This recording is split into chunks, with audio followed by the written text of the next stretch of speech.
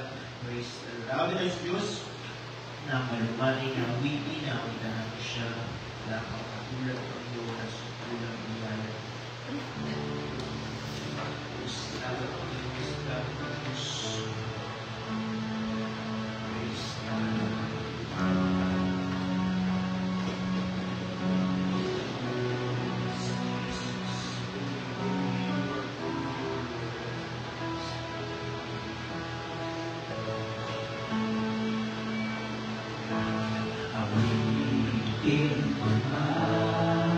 Lahat ng awit sa mundo, di kayang ilarawan, kadakilaan mo, kulang ang lahat ng tula, kulang maging mga salita, upang ihayag ang kabutihan mo. Awitin ko man lahat ng awit sa mundo, di kaya ilarawan ang kadakilaan mo, kulang ang lahat ng tula, kulang maging mga salita, upang ihayag ang kabutihan mo. Wala kang katulad, wala nang hihigit sa'yo, wala kang katulad, wala nang mapantay sa'yo. Ikaw ang Diyos noon pa man, maging ngayon at kailanman, sa habang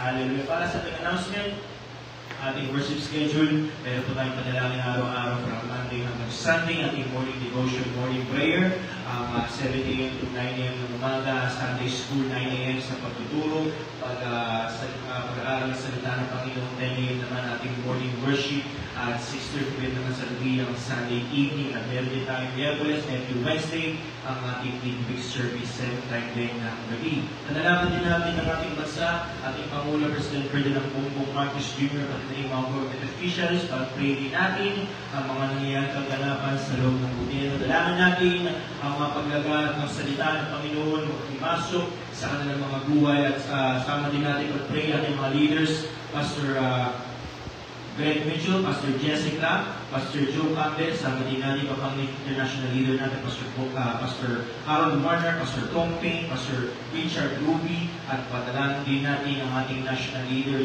sa Pilipinas, Pastor Boyer Esipita. Sama din ang ating mga regional leaders, Pastor Frank Benaventura, Pastor Naro Bugtay, Pastor Ernie Rente, Pastor Charlie Carias, Pastor Yelizabel, at ang ating Mother Church sa Baclaran, Pastor Rico Herrera.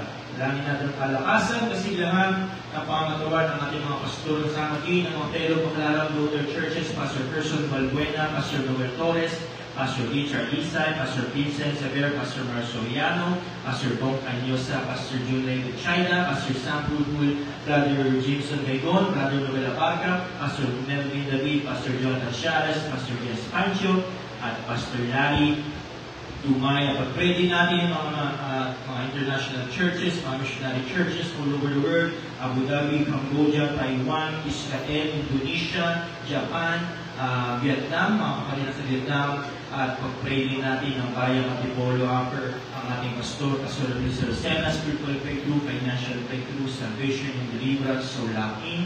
Dalangin natin sa Ilbusali, sa Tinigrote, at transportation vehicle ng ating church, at mga healing request, prayer request, ilapit din natin sa Panginoon kung meron mga karamdaman ngayong gabi. Pag-pray natin sa Diyos, magbibigay ba ang Panginoon sa ating mga buhay.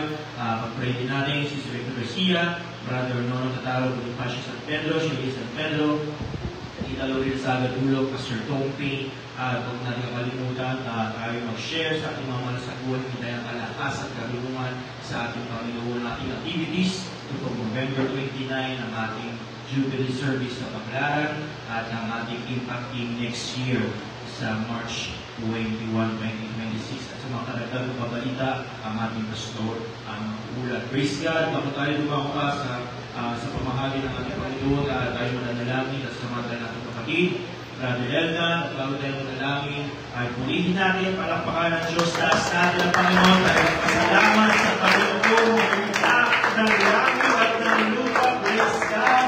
Glory to Jesus! Praise God! Purihin ang Panginoon, dakilang Diyos ng mga pangyayari sa lahat, dakilang Diyos. Dinadalangin po namin, Panginoon, ang mga karamdaman sa mga oras na ito, Panginoon, Kada. Pagalingin po sila, Panginoon, sa kanilang mga karamdaman, Panginoon, Kada. Sa mga oras na ito, Panginoon, inamin namin na sila iyong pinagaling mo na, Panginoon, Lord. Dinadalangin po din namin, Panginoon, Kada. Ang aming bansa, Panginoon, God, ilalapit namin, Panginoon, ang aming bansa, Panginoon, makalaya sa gapos ng kasalanan, dakilang Diyos. Ilalapit din po namin, Panginoon, God, mga government, Panginoon, sa nangyayari, Panginoon, sa aming bansa, Panginoon, sa government, Panginoon, ang ipasok ka, dakilang Diyos. Ikaw, Panginoon, God, ang mataas, Panginoon, God, sa aming bansa, dakilang Diyos. God, dinadalangin din po namin, Panginoon, God, ang aming mga nabangit sa harap, Panginoon, na bigyan ng katagunan, Panginoon, God, ang mga prayer request na kailang Diyos. Dinadalangin po namin ang gawain ngayong gabi, Panginoon, God, sa mga po, Panginoon, ng banal na Espiritu, Panginoon, mamusap ka, Panginoon, sa iyong mga anak, dakilang Diyos. Katapuin mo po, Panginoon, ang mga kailangan ng iyong mga anak, Panginoon, sa amin, dalangin namin sa pangalan ng Jesus. Amen. Hallelujah. Ay magtanggabas sa isang pamayan. Hallelujah. Wita natin ang Diyos sa Father's house.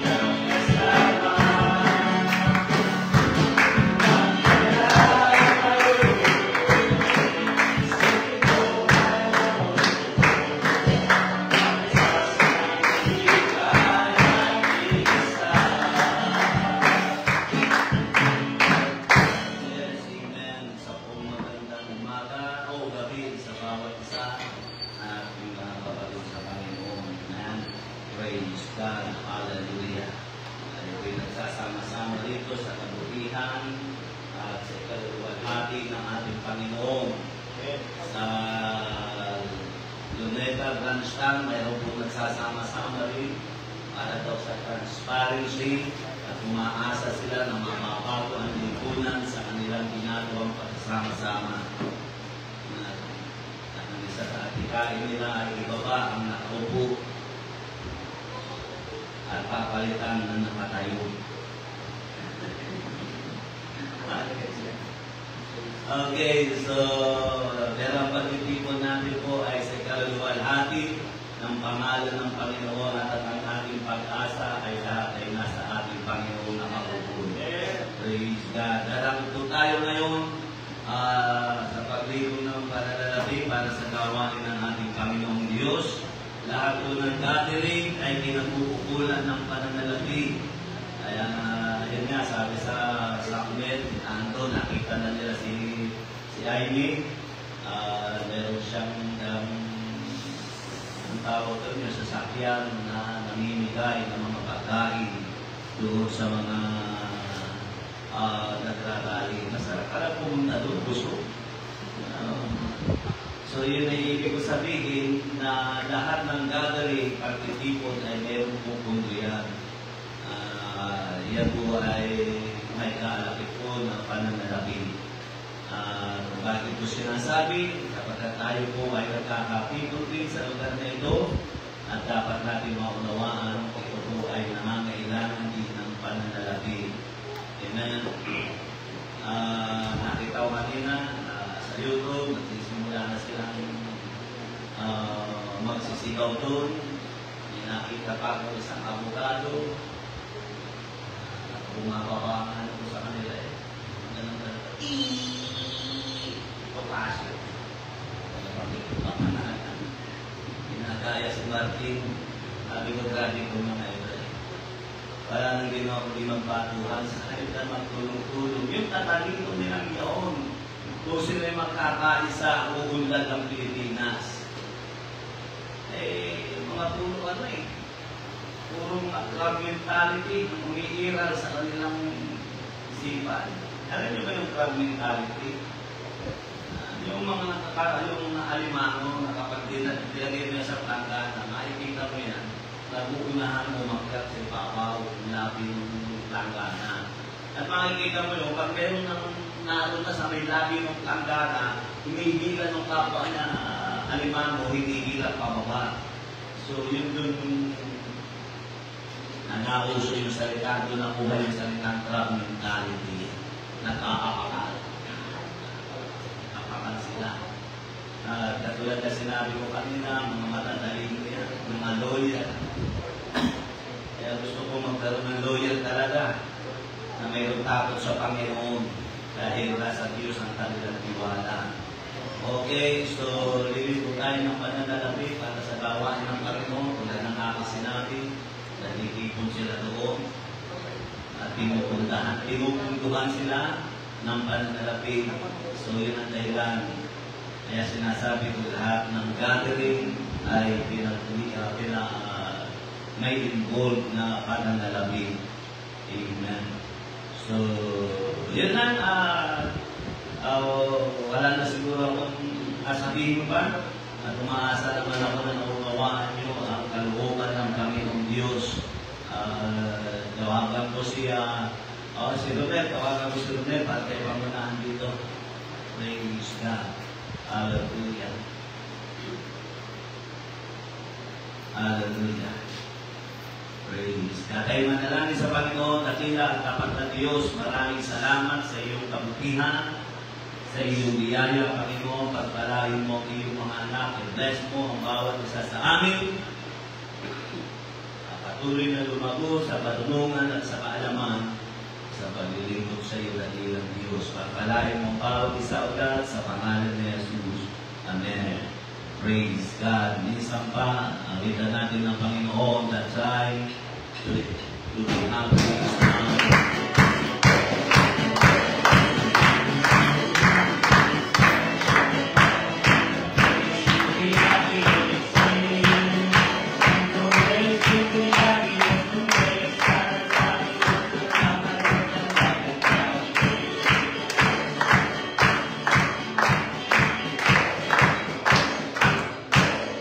Okay.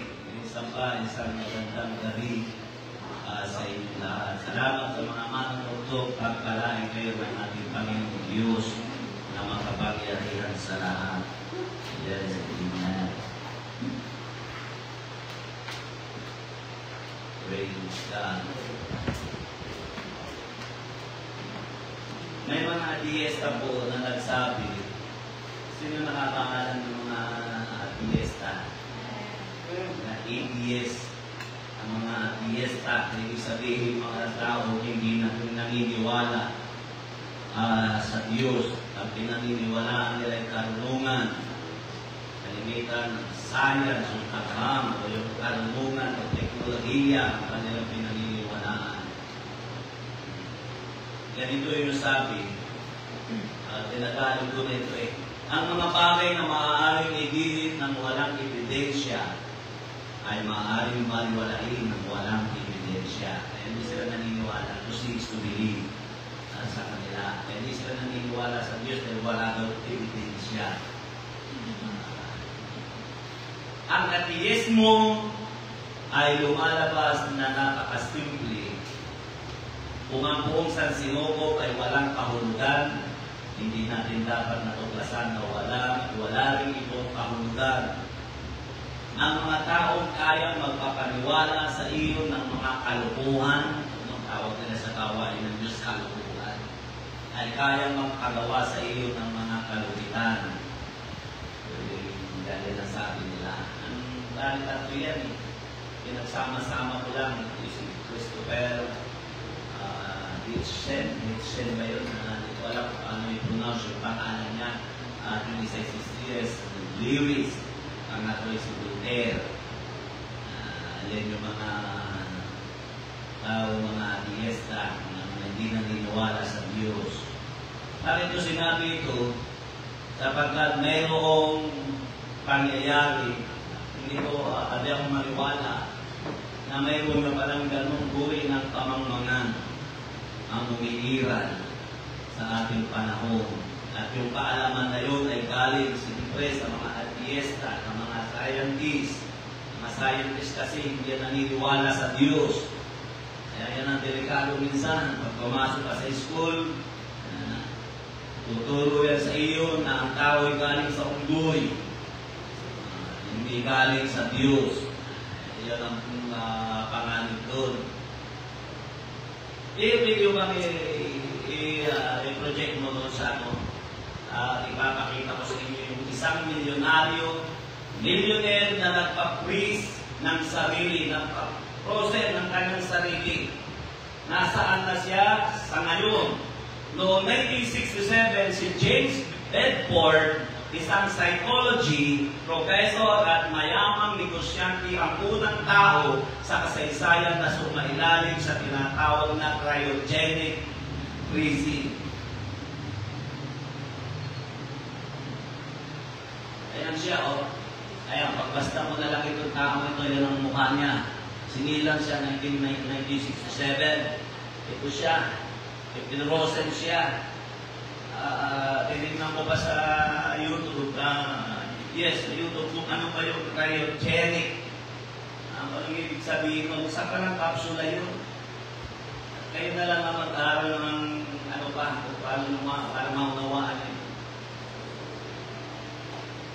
Inimbak ang katawan niya sa 196 degrees Celsius sa pag-asang balang araw ay kaya na ng siyensya na muling buhayin siya. Mahigit 50 years na ang lumipas at nananatili pa rin ang katawan ni Bedford sa cryonic storage na ngayon ay pinangangalagaan ng Alcor Life Extension Foundation. Kahit umunlad na ang teknolohiya, nananatili pa rin ang science fiction na ang idea ng pagbuhay muli ng nagliliyerong tao. Wala pang kahit isang frozen human na nagising o nabuhay muli. Patuloy pa rin ang mga scientifico sa pag-aaral ng cryopreservation, pero malaking hamon pa rin ang mga problemang dulot ng yelong nabubuo sa utak at sa mga selola. Yan ang sabi diyan. Sa kasalukuyang tinatayang 500 katao na sa buong mundo ang naka-cryonic freeze.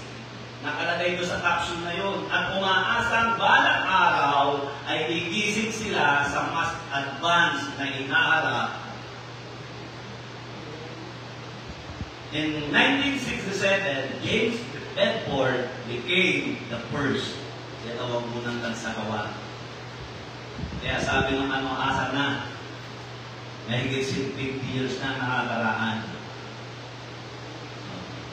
Nabuhay pa nila. Tawag doon pamamaman. Ang paniniwala ni James Bedford sa cryonic ay may mga ugat sa ilang mga idea at prinsipyong pang-agham na umuusbong noong kanyang panahon, lalo na sa mga larangan ng biolohiya, medical na teknolohiya at filosofiya ng buhay at kamatayan. Narito ang ilang pangunahing pundasyon ng kanyang paniniwala: pag-unawa sa kamay ng agham, at iwala sa kamay ng agham, hindi sa salita ng Diyos. Noong 20th century, ang mga makabagong pag-usad sa medisina at teknolohiya ang nagbigay ng pag-asa na may posibilidad ng mga sakit na dating itinuturing na incurable ay maaari mapagtagumpayan. Ang idea ng cryonics o cryonic ay nagsisilbing extension ng mga biological at teknolohikal na pagsulong, filosofiya ng pagsasaloob at kamatayan. Si Bedford at ang ibang mga taga-suporta ng cryonics ay naniniwala na ang kamatayan ay hindi isang tiyak na wakas. Hindi sila naniniwala na hanggang doon na lang ang buhay ng tao pag sila namatay. Kaya ipinipreserve nila. Sabi nga doon, 500 na nakapreserve.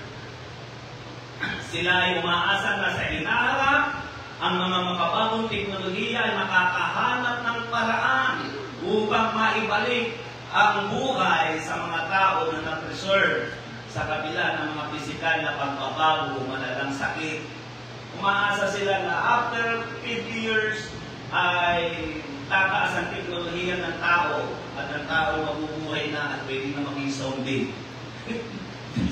Hindi ko alam kung yung gano'n ang kalalabasan mo, basta tubig ang bubuhayin ulit ng siyensya, ng agham. Konsepto ng information theoretic death, isang argumento na inilarawan ng ilan sa mga taga-suporta ng cryonic, ay ang information theoretic death na nagsasaad na ang isang individual ay hindi dead, hindi patay, hanggang ang lahat ng impormasyon tungkol sa kanilang kaisipan o mga alaala ay hindi nawasa. Kung ang katawan ay ma-preserve ng maayos, may posibilidad na ang impormasyon iyon ay maaaring muling ma-access sa hinaharap. Ang epekto ng mga eksperimento sa cryopreservation, ang mga eksperimento sa pagdiyelo ng mga cell at tissue ay nagpapakita na ito ay posible kahit na sa mga mas simpleng anyo ng buhay. Ang mga taga-suporta ay kumukuha ng inspirasyon mula sa pag-aaral na ito at umaasang ang mga mas komplikadong anyo ng buhay tulad ng tao ay maaaring magkaroon ng katulad na potensyal. Sumunod na discourse sa cryonic, ang idea ng cryonics ay lumakas sa mga taong kasunod ng pagkamatay ni Bedford sa pagbuo ng mga organisasyon at pagsasaliksik na nakatuon sa pag-save ng mga katawan sa ilalim ng mga mababang temperatura. Ang lahat ng mga ideyang ito ay nagbibigay ng inspirasyon kay James Bedford at sa ibang mga taga-suporta ng cryonic upang ituloy ang posibilidad ng pagkakaroon ng ikalawang pagkakataon sa buhay na hinaharap. Para talaga silang tinikilala ng Diyos na tinikilala nila yung pagtaas ng teknolohiya. Umaasa sila na pagkaraan ng ilang taon pa, siguro pagkaraan ng 1,000 taon, sila'y muling mabubuhay. At nakalagay yung sa capsule para hindi ma-recompose o hindi mabulok at hindi yung katawan. Anong kamangmangan niyo? Yun na nga si James Bedford ang unang ilagay doon. So, may ilang nag-critical lang, nagtanong ano nang nangyari sa kanya. hindi pa rin siya nabubuhay.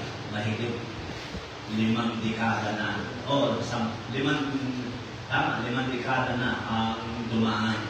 Dahil 1967,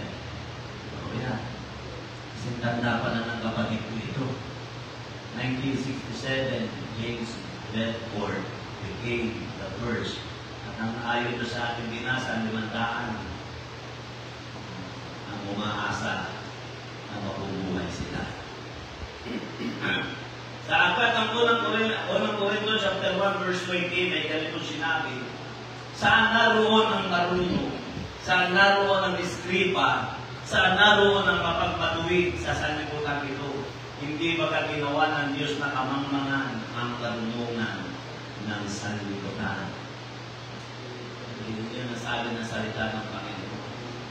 Okay, basahin po natin yung ating teksto sa aklat ng mga Gawa, chapter 1, verse 9. Ganito ang pagkakasabi. Acts, chapter 1, verse 9. At pagkasabi niya ng mga bagay na ito, nang siya tinitingnan nila, ay dinala siya sa itaas. Si Jesus ang tinutukoy dito.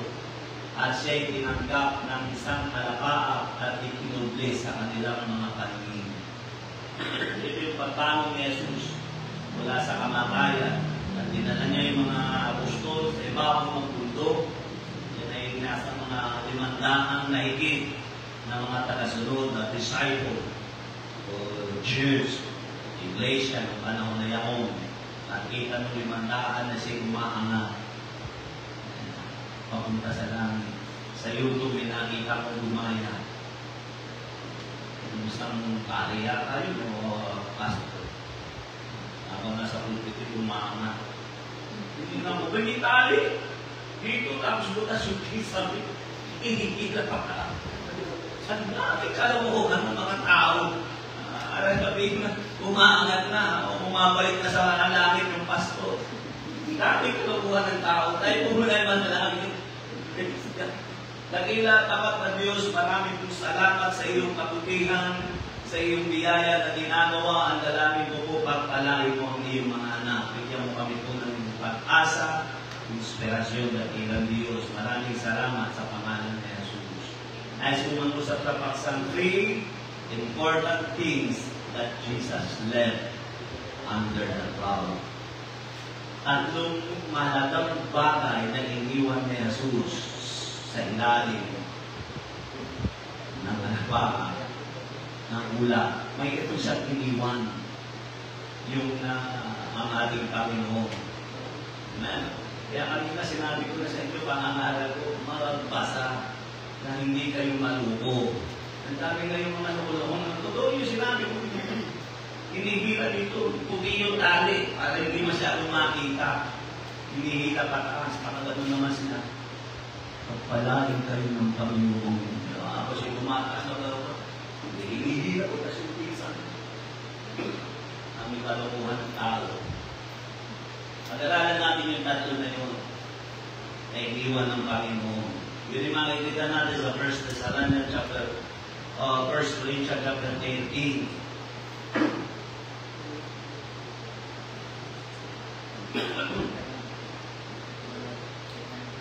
First Corinthians chapter 13, verse 13. Sino nakakaalam naman? May mag-reverse yan ni Chacha. First Corinthians chapter 13, verse 13. Na dapat ngayon nananatili ang tatlong ito, ang pananampalataya, pag-asa at pag-ibig. Ngunit ang pinakadakila sa mga ito'y pag-ibig. Yan po ang iniwan ng Panginoon. And now, abideth faith, hope, charity, these three. But the greatest of these is charity. Ang nakadakila sa mga ito ay ang pag-ibig. Kaya unang nais yung bigyan ng pansin yung hope, yung pag-asa. Ang nakita ko doon kay James Bedford na yung nakakaawa siya.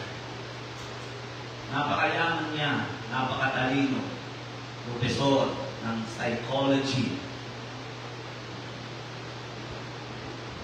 Ano yung ibig sabihin ng psychology? May kinalaman niya dito sa utak. Matalino siya, pero nakita ko sa kanya, ang karunungan niya ay kamangmangan sa harapan ng Diyos. Dahil umaasa siya sa isang malaking refrigerator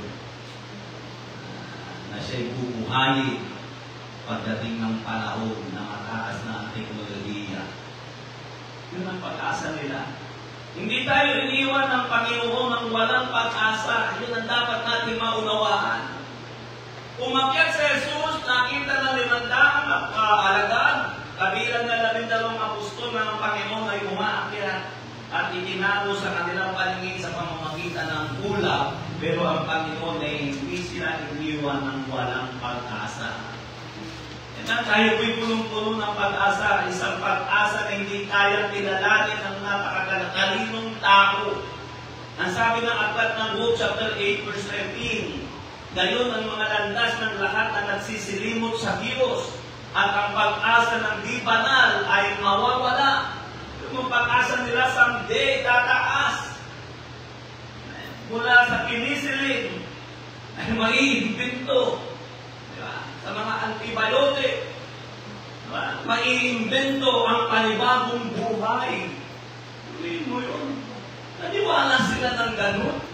Kaya nga iniisip ko yung sinabi niya kanina, ano yung sinabi ng fiesta ngayon? Yung binasa natin kanina, binasa ko, ano yung sabi niya rito? Halikan natin na, ano sabi niya? Ang mga bagay na maaaring igiit ng walang ebidensya. Pag wala daw ebidensya, baliwala. Maaaring baliwalain ng walang ebidensya. Ito lang po ano yung sabihin. Hindi sila naniniwala ng walang tubig. Ay ano itong pinaniniwalaan nila? Di ba tining pananampalataya rin? Sa kanilang siyensya, sa kanilang karunungan, sumasampalataya sila, bagamat wala pa ng kahit isa pang ng pinangapanganahing bunga. Wala pang nabuhay ang agham. Wala pang nabigyan ng agham ng buhay na ang isang patay ay muling nabuhay. Ang tagal nang may bangkay. Panahon pa ni Adan at Eva, 1,000 taon na ang nakakaraan. Hindi nila yata naisip. Yung karunungan ngayon, bumabalik lang yan. Mas marunong ang tao noong unang panahon. Pero mo nakakapagtayo sila ng mga hanging garden ng Babylon. Paano na itatayo yun? Yung mga hanggang tayo pinagdatalunan, yung pyramid doon sa Egypt, kung paano na itayo yun? Wala namang mga makinarya, maging yung tinatawag na Arco Minue, paano na itayo yun? Akala nila, mga tao noong unang panahon, walang kaalam-alam. Hindi makakapagbuo ng anumang makuha mo. Kaya mag-iintay sila. Ibig ko sabihin nung marami ng patay. Pero hindi nila nadugtungan ng buhay. Kaya ang lakas ng magsalita na ang mga bagay na maaaring igiit ng walang ebidensya ay maaaring baliwalain. Hindi daw dapat paniwalaan ang mga bagay na walang ebidensya. Pero kung titingnan mo, yung paniniwala, yung kanilang study, believe din yun. Pananampalataya rin nila yun sa kanilang agham. Kaya may nakita nga ako, minabasa ko na sabi nila, ang atheist ay isa din religion.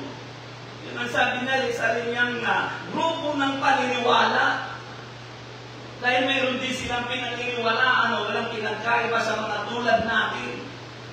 Pero sabi ng Bible sa kanila, ang kanilang pag-asa ay walang katuturan. Wala silang pag-asa. Chapter 27 verse 8, sapagkat ano ang pag-asa ng di banal, bagamat siya'y makikinabang sa kanya, pagka kinuha ng Diyos ang kanyang kaluluwa. Ano daw ang pag-asa?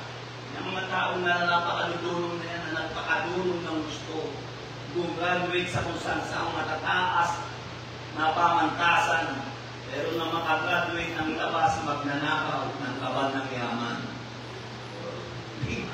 Yun naman ang totoo, nagtatalino niya, nagdadali sa batas niya, nang makagraduate.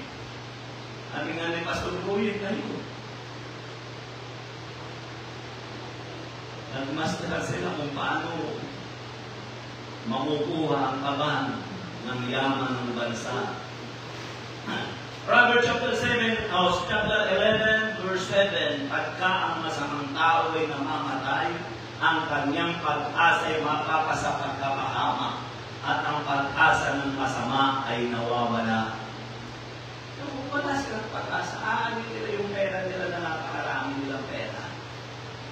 Ang magpakadalubhasa dito sa ibabaw ng mundo kung wala kang pagkilala sa kabutihan ng Diyos, wala kang pag-asa. Proverbs chapter 10, verse 28, ang pag-asa ng matuwid ay magiging kasayahan, ngunit ang pag-asa ng masama ay mawawala. Kaya inaano na ng Panginoon. Ito pala sinasabi na ng Panginoon yung pag-asa nila mawawala. Wawa sila. James Bedford. Nasa ano na yata 1968 namatay. Yung pala yun, 1968, hindi siya isinilang doon. 1967, hindi siya isinilang, hindi namatay. 1967, kaya ako 1969, ako 56 na. So, mag-aamin na dekada na siyang nakaprose. At umaasa pa rin siya muling mabubuhay. Hindi sa kapangyarihan ng Diyos, kundi sa kapangyarihan ng Diyos. At marami sumusunod sa kanya yung nasabi, 500 yung nasa capsule. Jeremiah chapter 17, verse 7, mapalad ang tao na tumitiwala sa Panginoon at ang pag-asa ay ang Panginoon. Yun ang ating pag-asa. Ayaw kasi nilang sampalatayanan ng mga bagay na inaasahan natin ang kanilang sinasampalatayanan niya ang kanilang karunungan. Nagtitiwala sila sa karunungan. Tulad ng panahon ng pagtatayo ng Torre ni Babel. Tinatayo nila yung Torre ni Babel, halos umabot na sa Lapaa. Kaya kung ignorant yung tao mo ng panahon, paano nangyari yun? Wala namang crane. Wala pa namang crane mo. Paano yung pagbubuhat nun? Kaya sabi nila, may ngipilin daw, yung mga laki ng gigantik. Nagbubuhat ng malalang bato. Yun ang sabi nila. Nakakatang isip na lang nila yun. Ayaw nila magtiwala sa Panginoon. Kaya sabi nito, mapalad ang tao na tumitiwala sa Panginoon at ang pag-asa ay ang Panginoon. At ito pa sinabi ng Titus sa chapter 2 verse 13, ano sabi?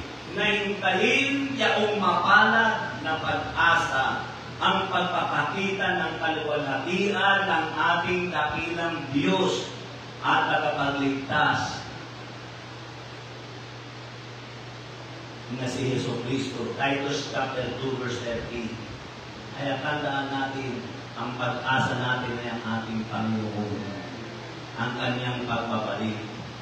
Si Jesus po sa pagbabalik niya. Sabi nga nung isang, totoo naman yun, kaya hindi ko kinakahiya, gagayain ko yung sinabi niya. Dahil totoo naman yung sinabi na yun ng tao na hindi naniniwala sa ikapo. Ang magbabalik ay hindi tao. Ang magbabalik ay Diyos.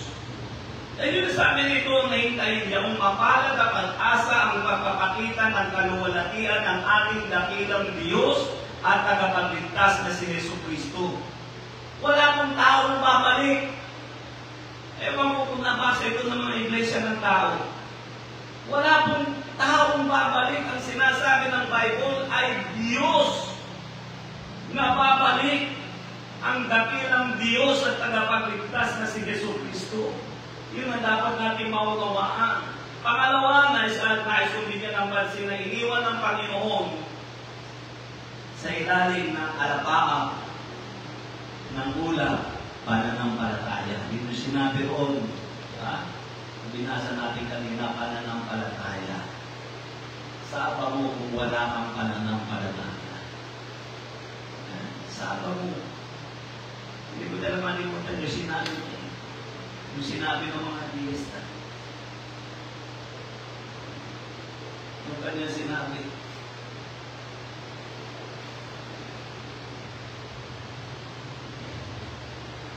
ang mga tao kayang magpapaniwala sa iyo ng mga kalokohan. Eh ano kaya? Ano Ano kaya tawag mo sa ginawa ni James Bedford? Hindi ka kakalukuhan din yun.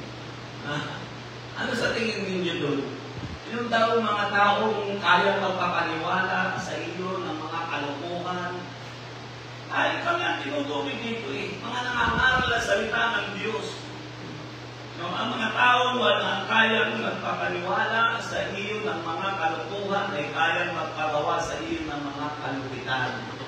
Si Voltaire nagsabi niyan. Hindi ko masyadong kilala kung sino yung Voltaire na yan. Ang basa na nakalagay doon, ang tingnan ko sa ano, ay isa siya na fiesta. Kalukuhan daw.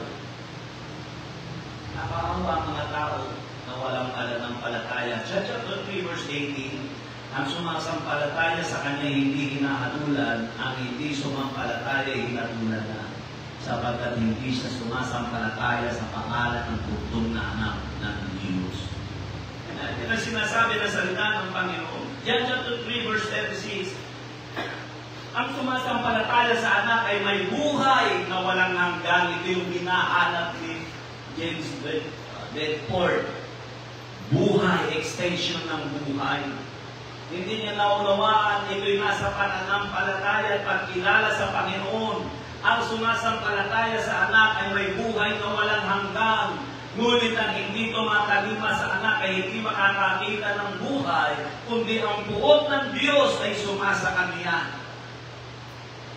Idagdag pa natin na sinabi ng John chapter 6 verse 40, sapagkat ito ang kalooban ng aking Ama na ang bawat nakakita sa anak at sa kanya'y sumampalataya ay magkaroon ng walang hanggang buhay at akin siyang ibabangon sa huling araw. Yun ang proving, sapagkat napatunayan na yan. Napatunayan na yan. O bumalik sa isipan ko, nagkaroon tayo ng kapatiran sa isang gawain natin doon sa people. Pero doon kapatiran na namatay.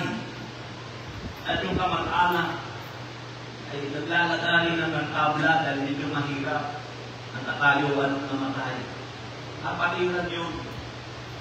Yung iba nagluluto ng lugaw, nagluluto ng ano. At may tumatamis doon sa loob sa patay. Yung isang asawa ng isang naging pastor natin dyan sa Tanay. Kilala niya yun. Nanay yun ni Pastor Manny Casiao. Umakyat ko sa taas, ipinanalangin yung patay. Nabukasan na yun. Ipinanalangin talaga yung patay. Ni-review. May nakakita doon sa paa ng patay, gumalaw na yung lalaki, tumipit na gano'n, nagsisigaw na, nabuhay! Nabuhay ang patay! Yun, nabuhay na. Yun ang proving. At Diyos lang ang makagawa nun. Yung ang kamangmangan ni James Bedford at yung 500. Nagtitiwala sila sa kanilang karunungan. Sobrang pagtitiwala sa teknolohiya.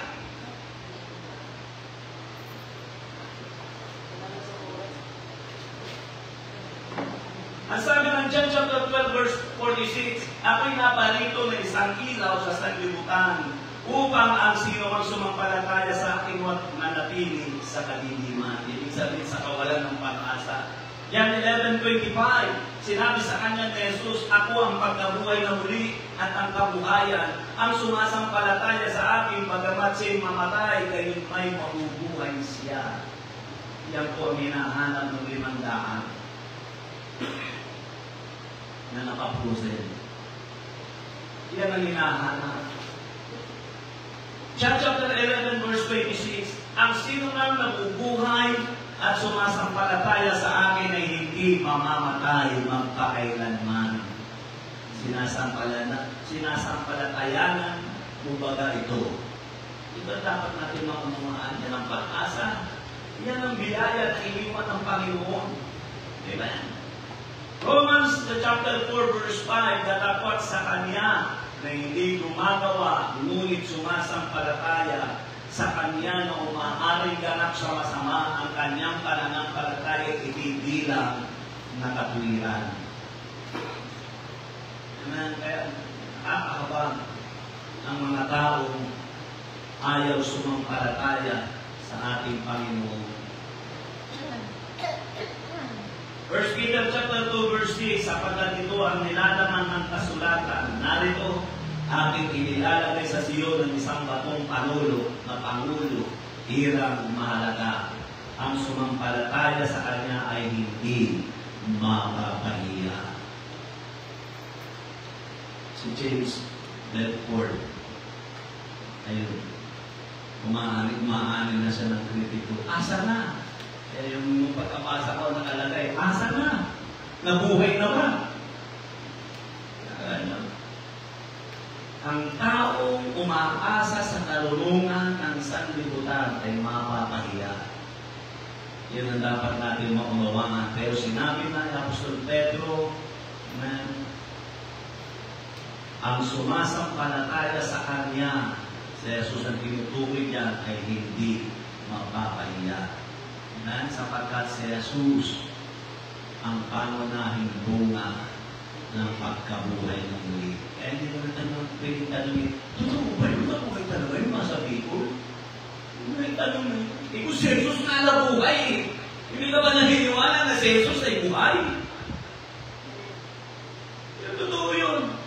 Hindi naman po tayo tatahapon kung sensya naman para mulahin ko kayo dito. Totoo yan nangyari. Na talagang kayang bumuhay. Ngayon, binabasa ko yung sulat ni Pastor Greg na ano nga title doon? Ang kapangyarihan sa pagpapagaling. Talagang tumatayo yung balay ko sa nakikita ko mga karanasan ni Pastor Greg. May nabanggit pa siya doon na talagang na-aksidente, may bakal sa loob. Pinaiksi ang paa. Yun yung kamaunahan na sabi niya, doon nagsimula, yun ang pundasyon ng pananampalataya niya. Nang iksitan na ng paa. Inanalangin niya, walang nangyari. Sabi niya, tagatak na daw yung pawis niya. Nakakita siya ni Jack Harris ng tanong, talagang pumatay yung paa. Kaya sabi niya, Panginoon, kahiyaan na ito. Panginoon, patanuin mo ako, tulungan mo ako. Huling panalangin daw niya, at talaga sabi niya, natatawa nga ako habang binabasa ko sa ang pinakamaganda at pinakamulaklak na panalangin daw yung nasabi na niya. Kaya kanyang ipinanalangin, Panginoon, alam kong pinakalo si Jack Harris. Pero ako'y naniniwala, mahal mo rin ako. Umiyak na daw siya, tapos may panalangin na kita daw niya, umantay! Umantay daw yung paa. Nagpatingin sa doktor, di bakal yun eh, dahil nadurog yung buto, dinugtungan ng halos kulang 2 pulgada ang hama ng bakal. Nagpatingin, tagapatingin.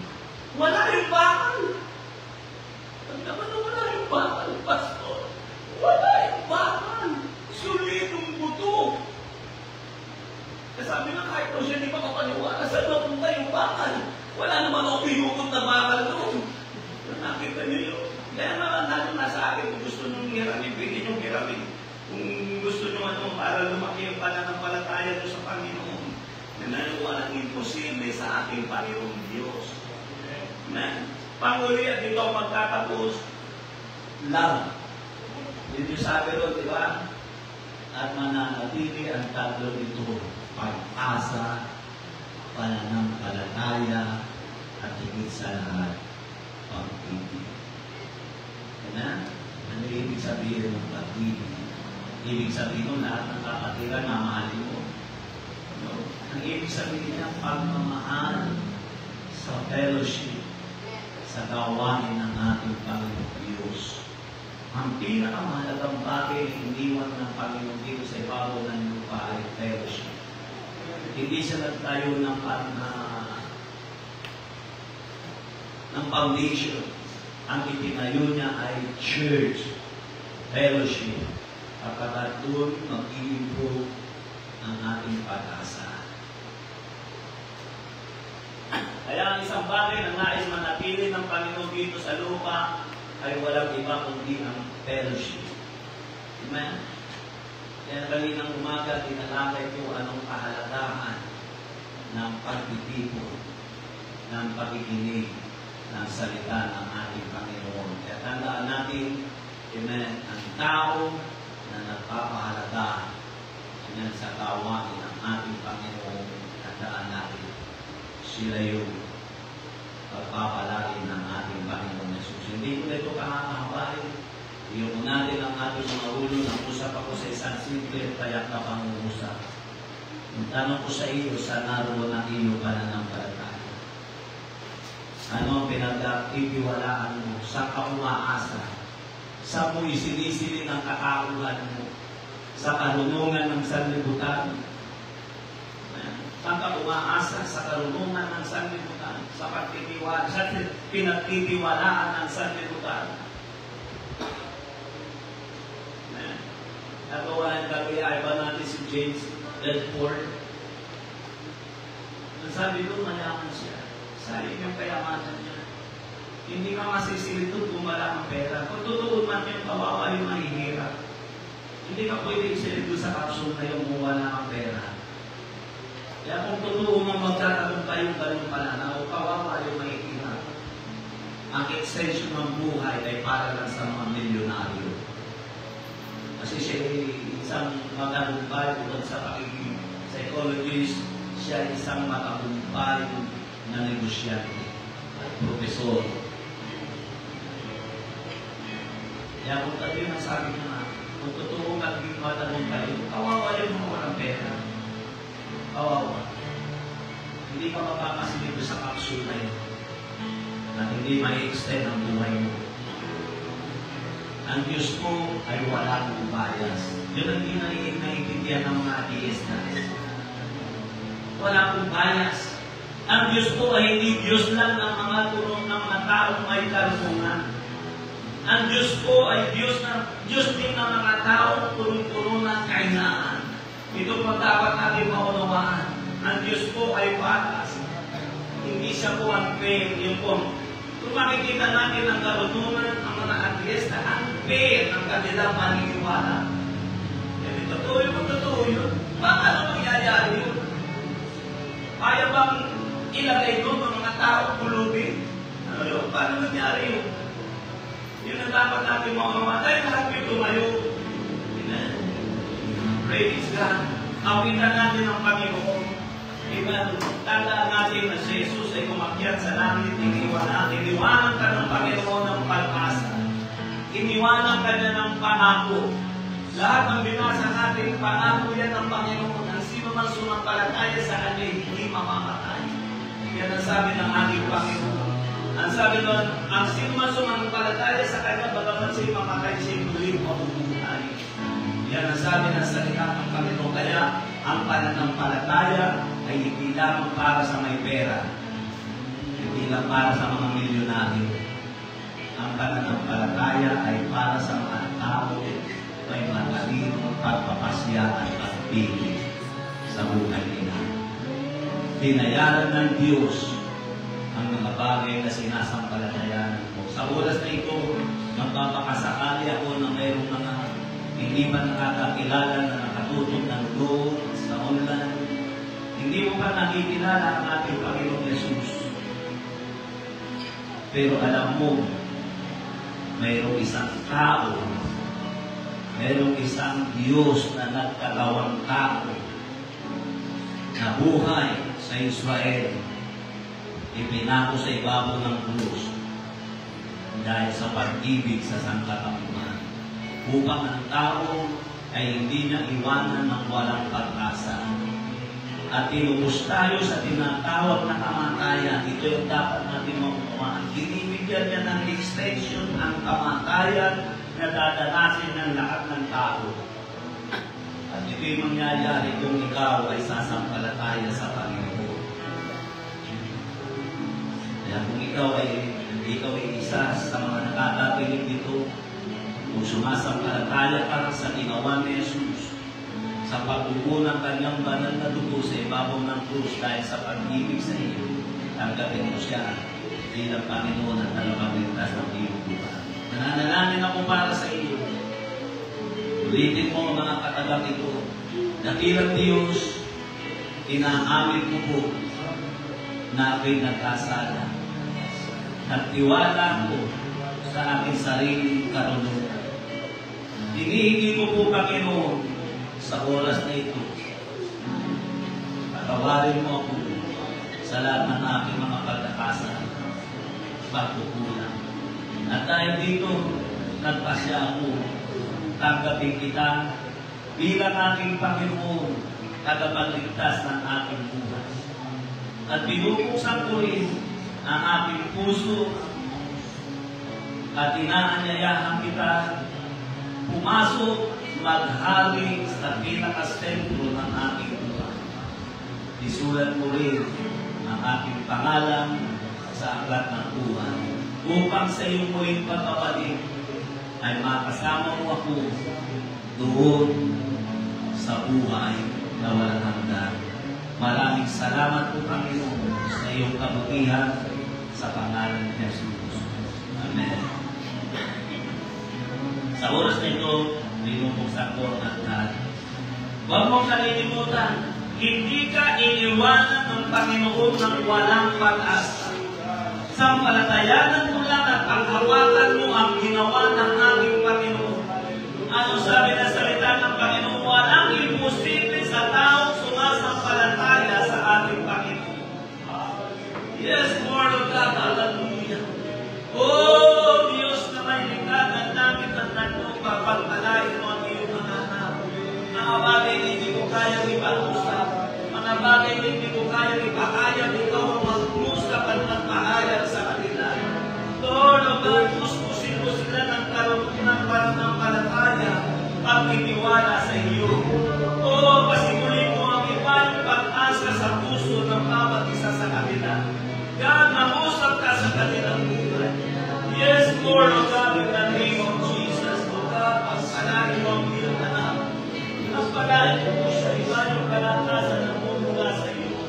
Lord, tulungan mo ang ilang imahanan nito, O God, kapagalo mo siya, mag-usap ka sa kanyang buhay. Pagpalain mo ang kabataan ito na bilang Diyos.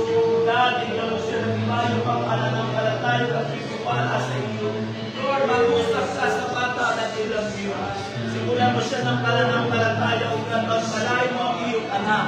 Pagpalain mo ang bata na bilang Diyos. Pagpalain mo ang iyong anak. Lord, O God, i-bless mo ang mga kaluluwang ito. Tulungan mo po sila makakilala pa sa iyo ng lubusan. God, maraming salamat. Panginoon sa iyo, pag-uwihan, O God. I-bless mo po, Panginoon, ang mga kaluluwang ito na bilang Diyos. Yes, Lord, O God. Ay, namin tumayo. Sawin ka namin ang Panginoon. Hallelujah. Praise the name of Jesus. Remember mercy, your voice, high, your loving kind has never failed me. Christ before me, Christ behind me. Remember love, remember mercy. Christ before me, Christ behind me. Your loving kindness has never failed me. Christ before me, Christ behind me.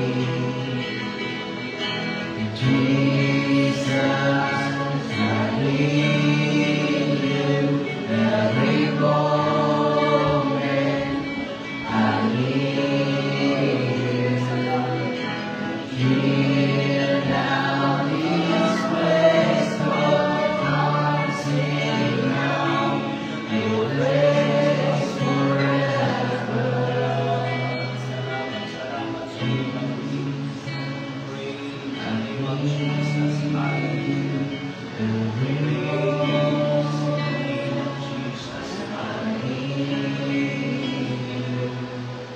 Purihin natin, pasalamatan natin.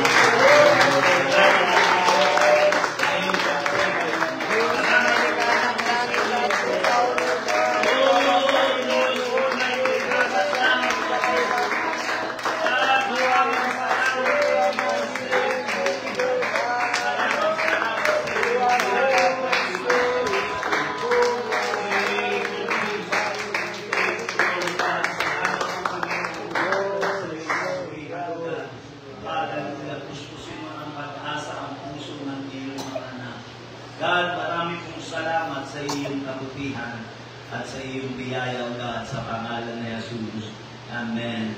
Praise God. Hallelujah. God bless you po sa inyong lahat. Pagpalain kayo ng ating Panginoon. Yes, amen. Baba mo siya.